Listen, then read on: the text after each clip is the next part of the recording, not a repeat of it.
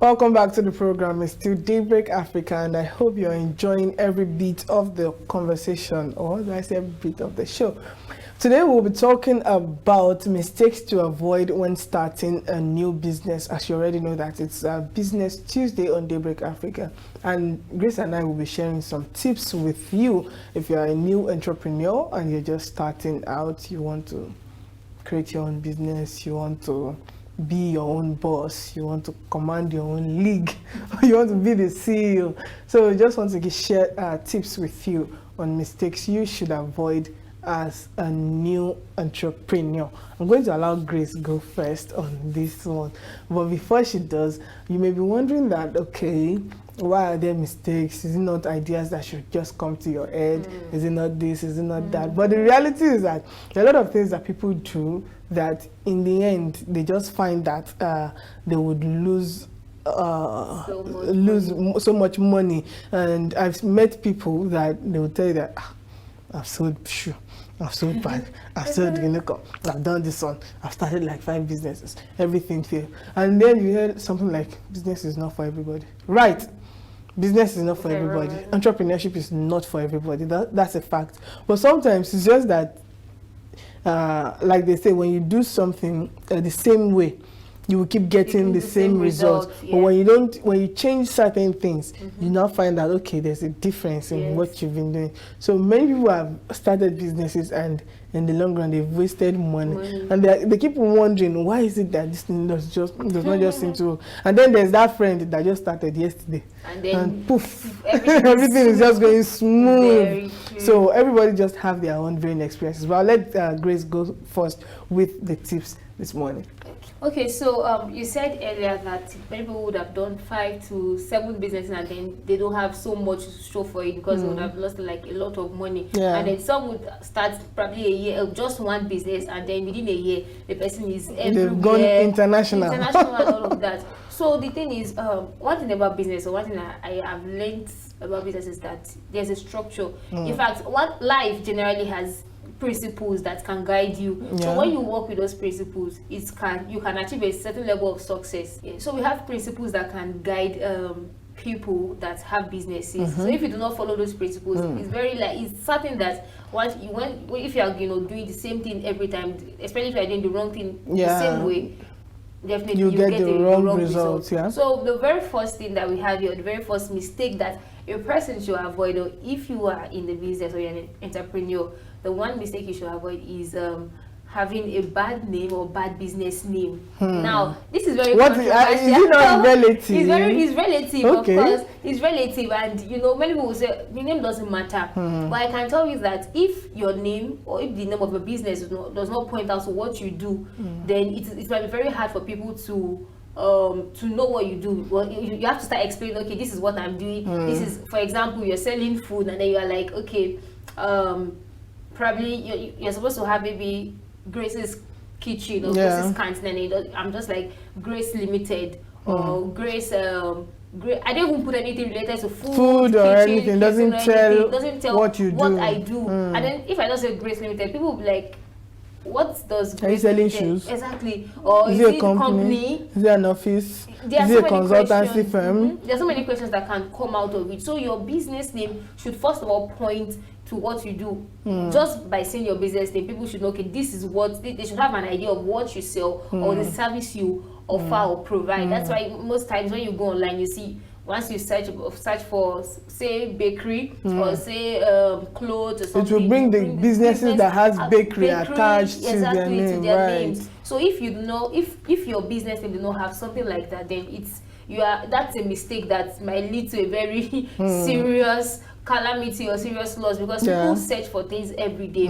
People want to buy stuff every time, they want to purchase something. So once your business name do not hold that particular thing, it might be an umbrella name, say food, even if you might be selling just solid, or you might be selling just rice or something else or something. If you just have food, they know that they can get something. And you might have to be specific, or you might just be general, but make sure that whatever business name you have, or whatever business name you want to carry as your own, your own name, it should have, something that people can know, okay, this is what this is what your business is all about. I think a lot of people make a mistake by not, they get confused in the beginning. Many people have dreams. For example, I'll make an example of the food that you just mentioned. I want to have a food business. And some are looking at, okay, I want to have the raw food, do I say farm, and then a cooked food side.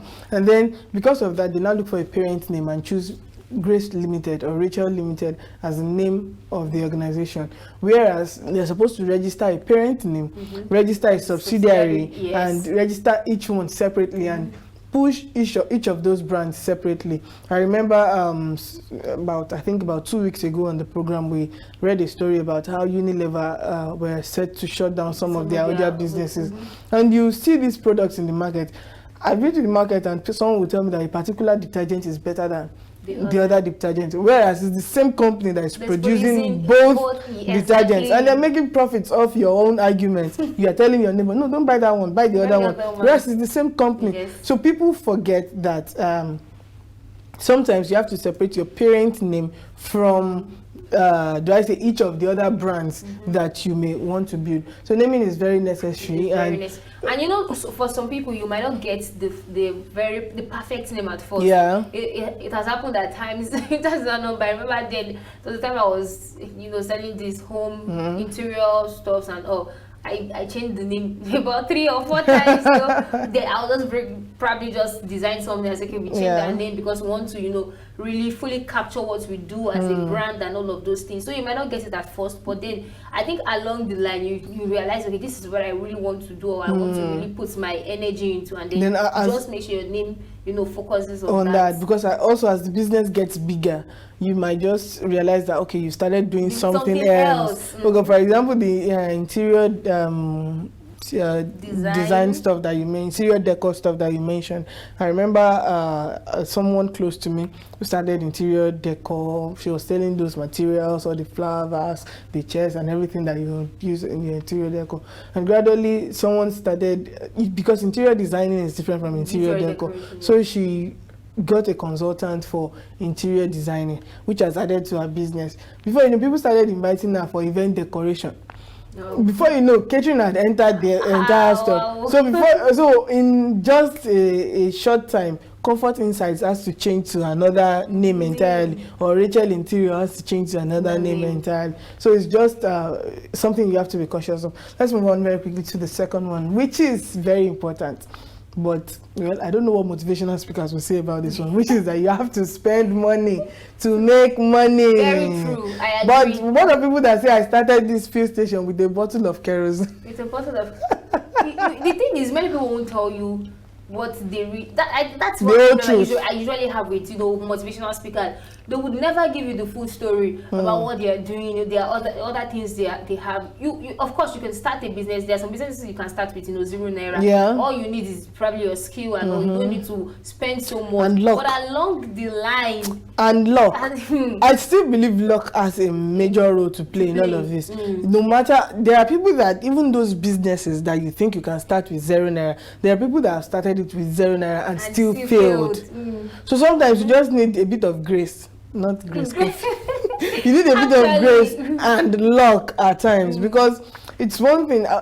There was a particular church member of mine. I think there was a time when my dad was alive. He used to have this progress committee in church to make sure that no member of the church was without a job. So the job of the progress committee, the progress committee was made of people that were well to do. So they raise funds, they loan the person they fund, and you start a business of your choice. They supervise you for like 6 months, and after 6 months you start paying them back. While paying them back, you're making your own profit. By the end of a year, you are done paying them back, and they've already started setting up for another person. So, and there was a particular person, there were 2 people who started the business of selling soft drinks. One was successful, the other one was not successful. So I think that maybe luck may have it. I'm just saying, I don't know, but I just think that you might have a major role to play. But you still have to spend money. You know what? Someone has to invest. Exactly, and to put out an excellent product, you cannot but spend money. You cannot. you cannot. There is nothing, because excellence requires spending a lot of money. So a lot of money, and you will spend money on mistakes. Don't think that when you spend money, no. People think that when you want to spend money on business, it just has to be for the good. You will waste money on mistakes. There was a time I remember, you know, for my journal business, I wanted to create journals, and I spent like 100,000 naira in designing, getting the whole designer to bring everything to reality, then taking it down to the printer to print and all of those things, thinking that amazing work, blah. Please don't let me tell you what happened.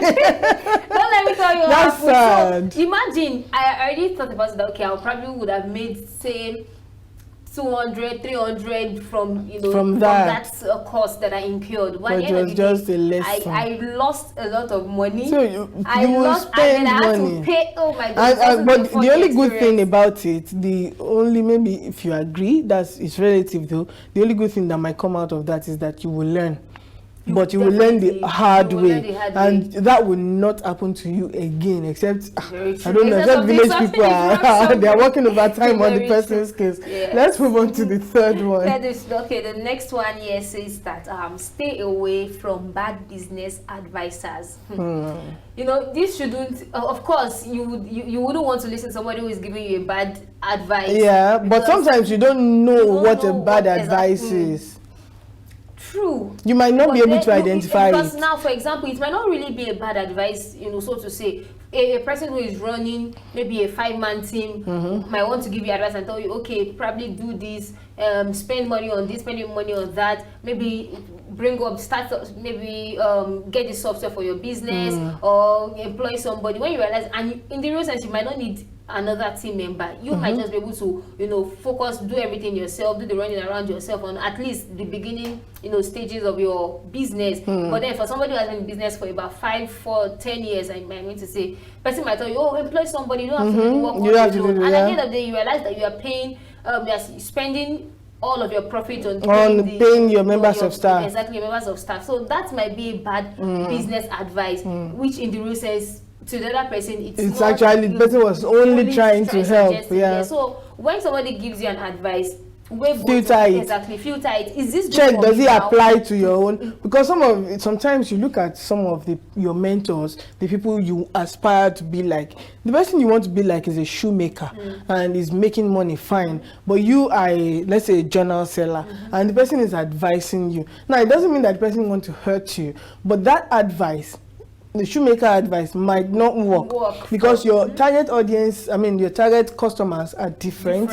Your style of production different. Even your form of advertising different. So you can't just do I say buy ideas or swallow ideas from people just anyhow. You have to be able to filter. Yeah, exactly. And also I think it's also important that you when it comes to advice, it's better you take from people who are in the same line of trade, because sometimes what applies for musicians, in fact not sometimes, most times what applies for a musician would not apply for a banker.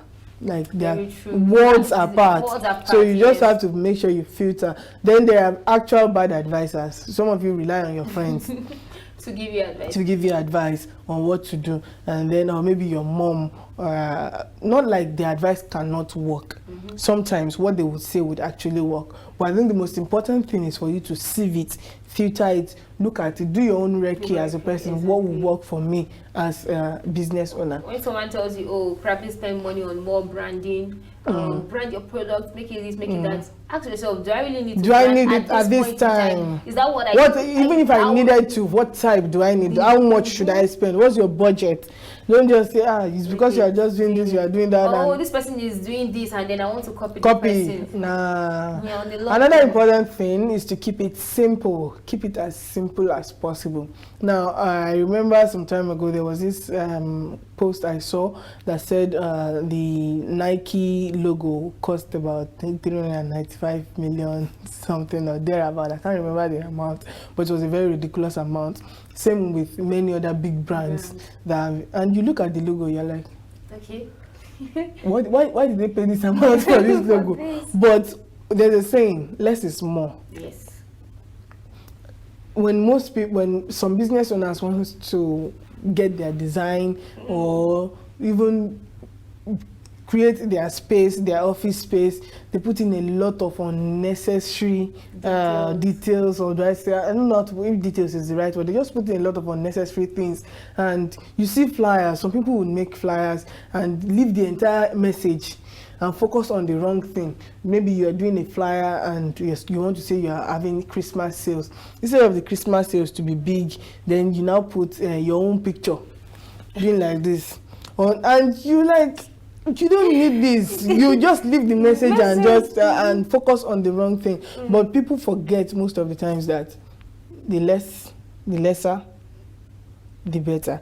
Because when you don't talk too much, when you reduce your words, when your design is simple, when people get to see what you're talking about more instantly than when everything is clustered up and jammed up and just colorful. Some people take their designs and say, oh, because pink is my favorite color, I have to use pink. The pink has to be there. And you're like, excuse you, your audience are interested in black. Why are you using pink?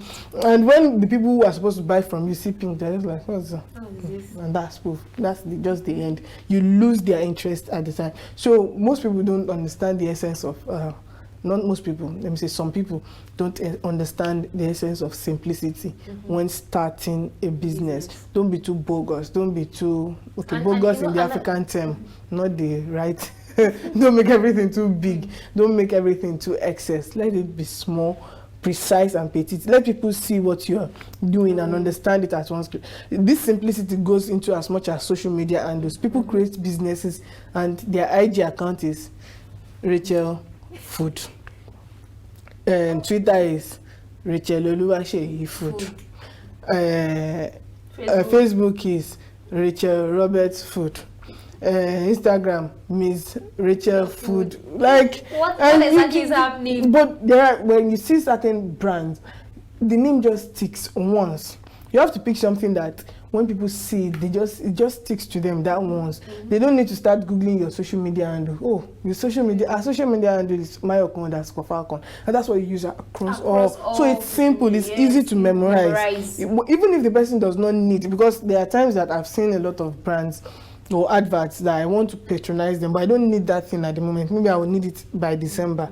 When is that December? I've forgotten your handle. But if the name and everything just aligns, it makes it a lot easier to find. Or people get carried away. Another part of simplicity is when you're starting out, don't try to, say for example, you want to sell dresses, and then you can start with just a type, maybe gowns, or maybe just skirt, or maybe just don't cluster it up. Or female wears only, male wears only. Yeah. You know, don't try to put in bags, shoes, everything. All those things, they are just too much. Let people know it for a particular thing first, and then you can now expand into other things. Okay, now I want to do this. Now I want to do that. If you want to sell dresses, or if you want to sell female wears, make sure it's strictly female wears. And then once you get to a certain level in your business, you can now say, okay, I want to branch out into male wears. I want to branch out into, events, fabrics, or so actually fabrics, and then like that you just grow. And you grow bigger, and it registers. People assimilate it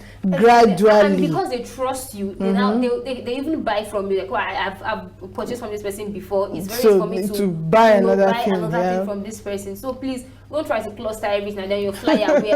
we deal in the sales of shoes, bags, clothes, jewelry. No. What exactly are you doing? Stop confusing your customers. Yes, and finally, before we go, don't follow the crowd. Yes. I think I'll just put that one as an advice before we wrap up the segment, because our just time because your is friend fast is spent. running a business doesn't mean you should run a business. People do that a lot of the time, and you see that it's even common, it's even clear these days. Once you enter WhatsApp now, it's people that say there was a time it was perfume oil, now it's wig. Where are the perfume oil sellers though? I haven't seen them in a while. I think it was during COVID period. They came up after COVID. Yes. And then now everybody was selling perfume oil.